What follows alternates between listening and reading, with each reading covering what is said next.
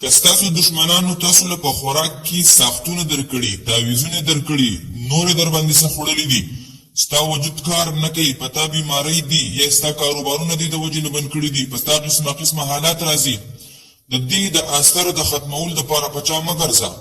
زه درله نن طریقه ښیم، ته مسلمان یې، د الله کلام دې ویلې په خپله باندې وکړه، نن ازما وکړه، خو مکمل اجازت میلاوېدو دپاره به یو تاسو داسې وکئ چې دا وظیفه به مخکې مسلمانانو ته ورسئ. ستاسو په شانتې ډېر وروڼه به خلکو دشمنانو نن سبا دشمن تا باندې ډز نه کوي، نن تا له په خوراک کې هر څه درکوي، نن تا باندې جادو کوي، نن په تا باندې تعویذات کوي.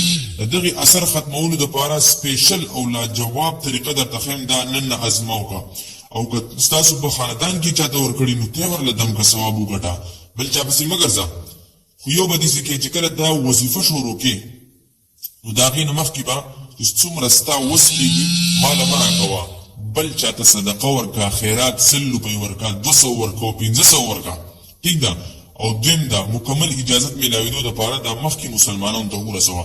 راځه طریقې کار څه ده؟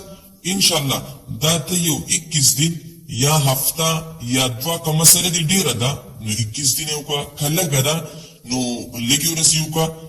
نو طریقې کار درته ښیم، دواړه طریقې درته ښیم.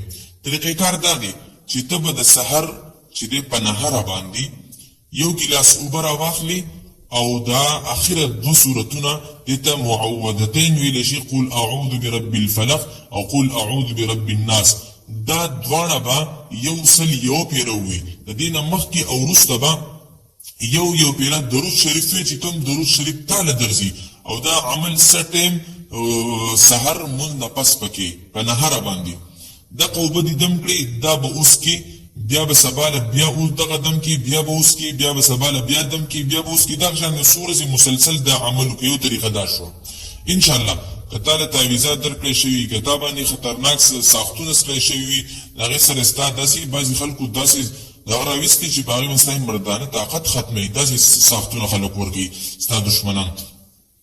یا دغه یا داسې وکړه چې ټولې اوبه یو ځای دم کړه، ډېرې اوبه راواخله یو ځای دم کړه په یو ورځ باندې، او هره ورځ دې یو ګیلاس اوبه څښه. دویمه طریقه یې دا ده، خو دا په یو ځای چې ټولې دمې نو دا اوبه تاسو به کتلي اوبه خرابېږي، نو چې تازه اوبه دمې هره ورځ نو دې اثر به ډېر وي، طاقت به ډېر وي. دغه د سحر او جادو په تا چې څه خوړلی شوي دي د هغې اثر به الله زر ختم کړي. مکمل اجازت په تاسو ته یو ده دا به تاسو د نه مخکې صدقه ورکوئ چې کله دا عمل شروع کوئ چې څومره ستا وس کېږي. دویم دا چې دا مخکې مسلمانانو ته ورسوئ، تاسو مکمل اجازت میلاو شي. جزاک الله خیره.